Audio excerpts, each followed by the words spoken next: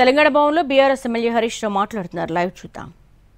Project రూపకల్పన అయిపోయింది. పైసల కోసం ఢిల్లీకి ఉత్తరాలు రాస్తుండే చంద్రబాబు నాయుడు గారు.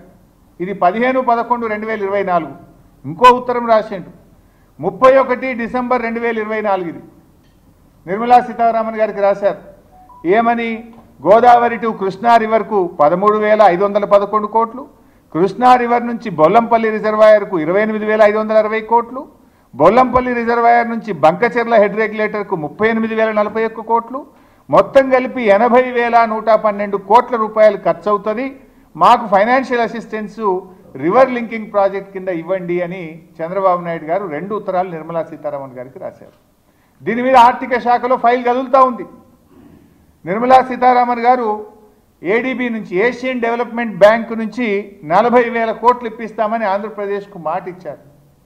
ఏషియన్ డెవలప్మెంట్ బ్యాంకు కూడా వీళ్ళు ప్రతిపాదనలు పంపించి ఆంధ్రప్రదేశ్ 40,000 కోట్లు తెచ్చుకొని గోదావరి బంకచెర్ల ప్రాజెక్టు ముందుకు తీసుకొని పోతా ఉంది.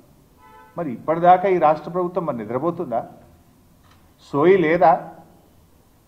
వాళ్ళేమో ప్రాజెక్టు రూపకల్పన అయిపోయింది, కేంద్ర ప్రభుత్వాన్ని డబ్బులు అడుగుతూ ఉన్నారు, ఏడీబీ దగ్గరికి వెళ్ళి డబ్బులు తెచ్చుకునే ప్రయత్నం చేస్తున్నారు. మీరు కనీసం మీకు బాధ్యత లేదా? గోదావరి మీద మా ప్రాజెక్టుల క్లియరెన్స్లు పెండింగ్లు ఉన్నాయి. ఏపీ రిఆర్గనైజేషన్ యాక్ట్ ప్రకారంగా మేము ఒప్పుకోవాలి. అపెక్స్ కౌన్సిల్ సమావేశం జరగాలి. ఇవేవీ జరగకుండానే వాళ్ళు అట్లా ప్రాజెక్ట్ చేస్తూ ఉంటే ఈ రాష్ట్ర ప్రభుత్వానికి కనీసం ఒక ఉత్తరం రాసి ముఖ్యమంత్రి స్వయంగా వెళ్ళి నిర్మలా సీతారామన్ గారిని కలిసి, కేంద్ర వాటర్ రిసోర్స్ మినిస్టర్ని కలిసి, ప్రధానమంత్రిని కలిసి ఈ ప్రాజెక్ట్ ఆపాలని చెప్పాల్సిన సోయి ముఖ్యమంత్రి గారికి లేదా అని నేను అడుగుతా ఉన్నా. ఒకవేళ కాదంటే ఆల్ పార్టీని తీసుకొని పోండి, మేమందరం వస్తాం. తెలంగాణ ఉద్యమం జరిగిందే నీళ్ల కోసం. ఈ నీళ్లలో మా వాటా తేల్చేదాకా, మా ప్రాజెక్టులకు అనుమతి వచ్చేదాకా మరి ఈ అక్రమ ప్రాజెక్టులకు ఏ రకంగా కేంద్ర ప్రభుత్వం సహకరిస్తుంది? మరి ఏం చేస్తుంది రాష్ట్ర ప్రభుత్వం? నేను అడుగుతా ఉన్నా. ఎందుకంటే ఇది లైఫ్ అండ్ డెత్. ఒకసారి ప్రాజెక్ట్ కట్టిన తర్వాత మళ్ళీ మనం ఇబ్బంది పడడం తప్ప రేపు తరతరాలు నష్టపోతాయి. ఈ రాష్ట్రం నష్టపోతుంది. ఎన్నో త్యాగాల మీద తెచ్చుకున్న ఈ తెలంగాణ నీళ్లలో నష్టపోతే బీఆర్ఎస్ పార్టీ సహించదు. ఎందుకంటే ఇప్పటిదాకా నాకు బాధ కలిగేది ఏంటంటే వాళ్ళేమో ఉత్తరాల మీద ఉత్తరాలు రాస్తున్న ఫండ్స్కు, కనీసం దీన్ని అపోజ్ చేస్తూ జీఆర్ఎంబీకి ఉత్తరం రాయాలి, సిడబ్ల్యూసీకి ఉత్తరం రాయాలి, వాటర్ రిసోర్స్ మినిస్ట్రీకి ఉత్తరం రాయాలి. నా ఆఫీసర్లు రాయరు, నా మంత్రి రాయడు, నా ముఖ్యమంత్రి రాయడు. ఏం చేస్తున్నట్టు మీరు?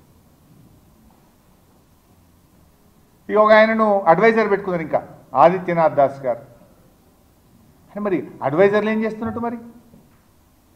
మరి ఏంటి ఇంతమంది అడ్వైజర్లు ఉండి, మంత్రి ఉండి, ముఖ్యమంత్రి ఉండి, డిపార్ట్మెంట్ ఉండి, సెక్రటరీలు ఉండి, ఈఎన్సీలు ఉండి మీరు ఏం చేస్తున్నారని నేను అడుగుతా ఉన్నా. ఈరోజు ఆ అడ్వైజర్ గారి గురించి చెప్తే బాధ కలుగుతుంది. ఎటువంటి వాళ్ళని అడ్వైజర్ తెచ్చుకున్నారంటే వీళ్ళు, ఆయన అక్రమంగా ఆంధ్రప్రదేశ్ కడుతున్న రాయలసీమ లిఫ్ట్ ఇరిగేషన్ ప్రాజెక్టు మీద ఆంధ్రప్రదేశ్ తరఫున ట్రిబ్యునల్ ముందు తప్పుడు వాదనలు వినిపిస్తే, సుప్రీంకోర్టు ముందు తప్పుడు వాదనలు వినిపిస్తే కోర్టు 3 నెలల జైలు శిక్ష వేసింది. నాకు ఆంధ్రప్రదేశ్ చీఫ్ సెక్రటరీగా ఆదిత్యనాథ్ దాస్ గారికి 3 నెలల జైలు శిక్ష వేసింది. ఈ భారతదేశంలో ఒక చీఫ్ సెక్రటరీకి 3 నెలల జైలు శిక్ష ఎవరికైనా పడ్డదంటే ఒక ఆదిత్యనాథ్ దాస్కు పడ్డది. ఆ రోజు ఆంధ్రప్రదేశ్ చీఫ్ సెక్రటరీగా ఆంధ్రప్రదేశ్ కోసం ఆయన పనిచేసిండు. ఆంధ్రప్రదేశ్ ప్రయోజనాల కోసం పనిచేస్తూ తెలంగాణ ప్రయోజనాల గండిగొట్టి తెలంగాణ హక్కులను కాలరాసే విధంగా పనిచేసిన ఆదిత్యనాథ్ దాస్ గారిని ఇవాళ తెలంగాణ నీటిపారుదల శాఖకు అడ్వైజర్గా పెట్టుకున్నారు. అంటే మీరు ఎవరి కోసం పనిచేస్తున్నారు? ఆంధ్రప్రదేశ్ కోసం పనిచేసిన వాళ్ళని పెట్టుకుంటున్నారా? తెలంగాణ ప్రయోజనాలకు భంగం కలిగించి గండి కొట్టిన మనిషే దొరికిండా? ఇంక మీకు దేశంలో ఈ నీటిపారుదల శాఖకు అడ్వైజర్గా పెట్టుకోవడానికి మనిషే లేడా అంటే మాకు డౌట్ వస్తూ ఉంది. ఇవాళ తెలంగాణ ఎందుకు అపోజ్ చేస్తలేదు?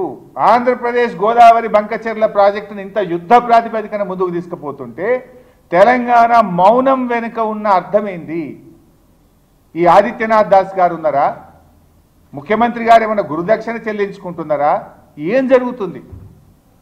రాష్ట్ర ప్రయోజనాలు మీకు పట్టవా అని నేను అడుగుతా ఉన్నా. ఈ రోజు వరకు ఎందుకు దీన్ని మీరు వ్యతిరేకిస్తూ లేఖ రాయలేదు? ఎందుకు మన రాష్ట్ర ప్రభుత్వం నిరసన తెలపలేదు?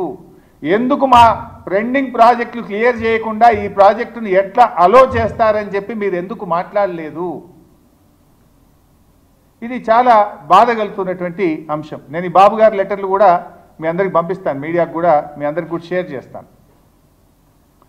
ఇకపోతే మరి అడ్వైజర్ గారేమో ఇప్పటిదాకా ఏమి ఆయన కూడా స్పందించింది లేదు. అడ్వైజర్ ఉండేది ఎందుకు? నువ్వు అడ్వైజ్ చేయాలి రాష్ట్ర ప్రభుత్వానికి. ఇటు ఆంధ్రప్రదేశ్ ఫాస్ట్గా ప్రాజెక్ట్ కడుతుంది, మనకు అన్యాయం జరుగుతుంది, వెంటనే మనం లెటర్లు రాయాలని చెప్పాలి కదా. ప్రభుత్వం నిద్రపోతున్నా కనీసం అడ్వైజర్ అని చెప్పాలి కదా. ఇప్పుడు ఇంకో దిక్కు ఏమవుతుంది భాయ్ సాబ్, అటు తుంగభద్రలో కూడా మీరు చూస్తే రెండు, అటు కర్ణాటక ఇటు తెలంగాణ, రెండు తుంగభద్రలో కూడా ఇటు కర్ణాటక ఇటు ఆంధ్రప్రదేశ్ రెండు రాష్ట్రాలు కూడా తుంగభద్రలో కూడా నీళ్ళకు గండి కొట్టే ప్రయత్నం చేస్తున్నారు. మనకేందంటే శ్రీశైలంకి వచ్చే నీళ్లు అటు తుంగభద్ర నుంచి ఇటు కృష్ణా నుంచి వస్తాయి. తుంగభద్ర నుంచి కూడా మంచి సఫిషియెంట్ క్వాంటిటీ ఆఫ్ వాటర్ వస్తుంది. ఆ తుంగభద్ర నుంచి కూడా మనకు నీళ్లు రాకుండా అటు కర్ణాటక గండి కొడతా ఉంది, ఇటు ఆంధ్రప్రదేశ్ కొడుతుంది. దాని మీద కూడా నిద్రపోతున్నారు. తుంగభద్రలో ఏమవుతుంది, అటు కర్ణాటక లో లెవెల్ కెనాల్కు సమాంతరంగా మరో కాలువ దవ్వుతా ఉంది.